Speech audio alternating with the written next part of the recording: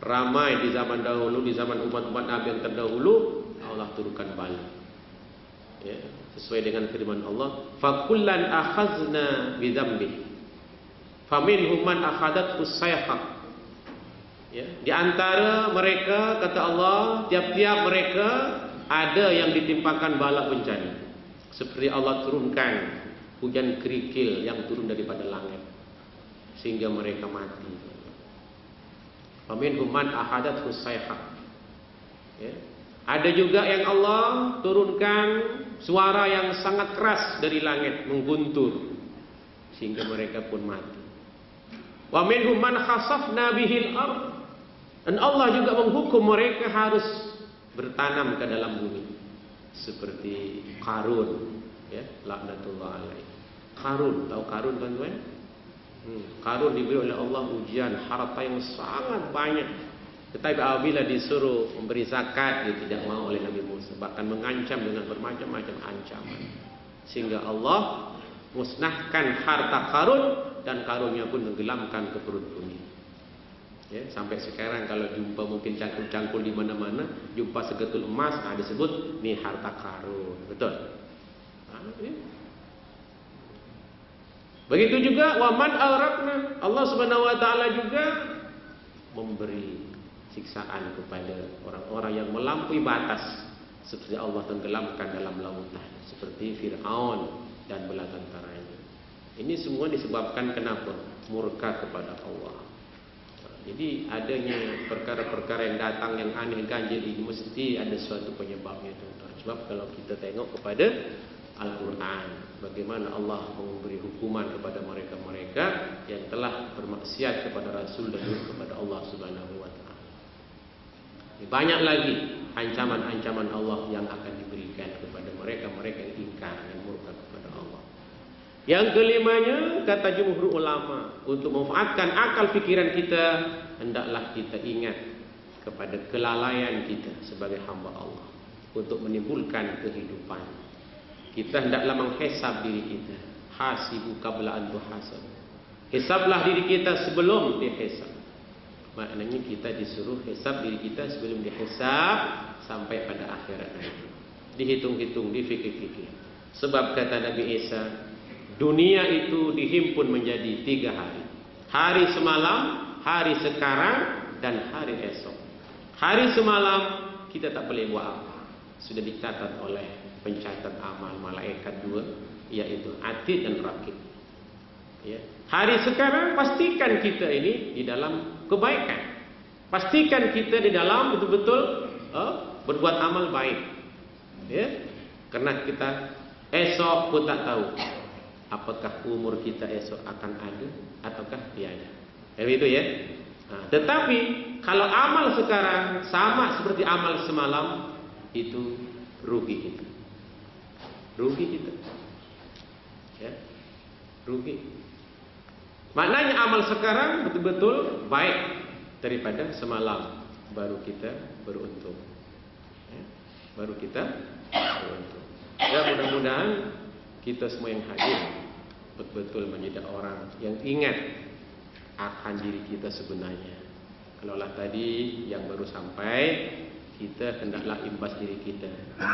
Dari mana kita, untuk apa kita, dan kemanakah akhirnya kita. Maka di dalam persiapan memasuki Ramadan ini, yang pertama hendaklah membersihkan hati dan jiwa dan bertaubat dari perbuatan dosa dan perbuatan maksiat. Jangan sampai nanti di bulan puasa ini kita cemari dengan bermacam-macam maksiat dan dosa, biar mendapat keberkatan.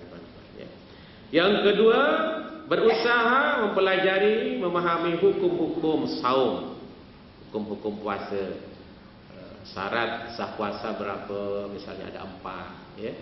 Syarat wajib puasa misalnya ada 5. Niat rukun puasa misalnya ada 3, yaitu niat pada waktu malam, ya. Tinggal makan, kemudian orang yang berpuasa, itu rukun puasa. Dan juga kena tahu, belajar bagaimana tentang perkara-perkara yang batalkan puasa, dan juga makruh-makruhnya beserta sunat puasa. Itulah persiapan-persiapan yang perlu kita adakan. Yang ketiganya, mempersiapkan program-program dan mengisi bulan Ramadan seperti qiraatul Quran, tadarrusul Quran, misalnya qiyamul lail, zikir-zikir untuk taqdisun nafsi, membersihkan jiwa dan hati. Itu di dalam Ramadan. Yang keempatnya, berdoa. Berdoa kepada Allah agar kita dapat bertemu dengan Ramadan dan agar diberi kekuatan untuk melakukan puasa sebulan suntuk ini. Sesuai dengan doa kita sebelumnya, Allahumma barik fi Rajab, Allahumma barik lana fi Rajab wa Sya'bana wa balighna Ramadan. Kenapa kita perlu selalu buat, tuan-tuan?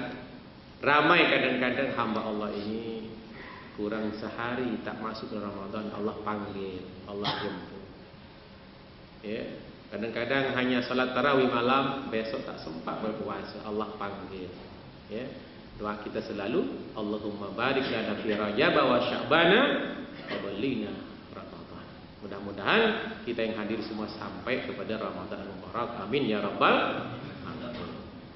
Juga berusaha menjauhkan diri kita daripada kena penyakit. Karenanya perlu kita usaha secara lahiriah kita, jasmani kita, daripada kena penyakit. Karena di dalam Ramadan itu, puasa Ramadan ini perlu badan yang sehat. Kalau sakit kita tak boleh berpuasa. Ya, Allah tak benarkan puasa kalau sakit, sebab di situ ada dua elat.